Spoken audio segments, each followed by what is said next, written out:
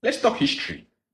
We all agree the curriculums in our African institutions are not what they are supposed to be. They're not telling a lot about our African history, but more about the French Revolution, the European Revolution, the World War. What's that going to benefit us? 2 days ago, Ethiopians celebrated the Battle of Edwa.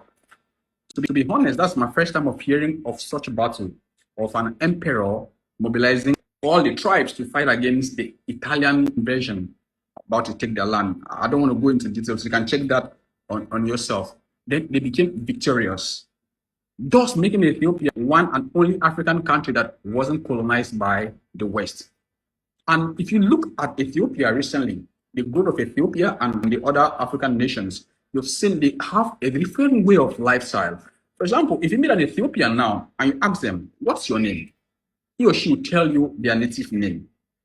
Then you meet someone from East Africa and ask him or her, what's your name? You know what they'll tell you? Their English name. And then we're talking about being still colonized. When we still carry pride with an English name, look at the Arabs. Half of them bear Mohammed, Ishaq, Mohammed. You not say an English name. So that's the whole idea. If we have to grow and form the United Africa, the strength that we want to have as Africans, we should be proud of our culture, that's your native name, whatever, look for the meaning, and be proud to tell someone that name. Because that's where it should start. It should start from our mentality. And then we go back to our curriculums, those kind of histories telling how unity of just tribal men with local guns and machetes stood against the Italians who came with cannons and well-equipped weapons, and they became victorious. That if you, while growing up, that kind of history is being fed to you as you grow, you start to understand the power of togetherness to be strong. But then no, if you check most of the big books they give us, our parents pay money, they tell you about the French Revolution. Those are not the kind of information that should be fed to those kids.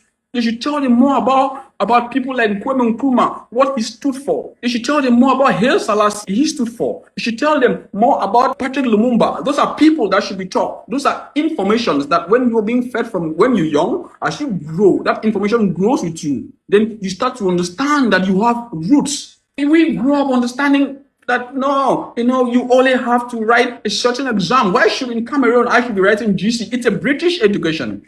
That means we don't even have a Cameroonian system of education that's developed for Africans, which is actually doing what the British will give us, which is wrong. It's wrong. So that's where we should start. We should start by the information we feed the young ones. As always, thank you guys for coming through. Stay blessed and stay happy.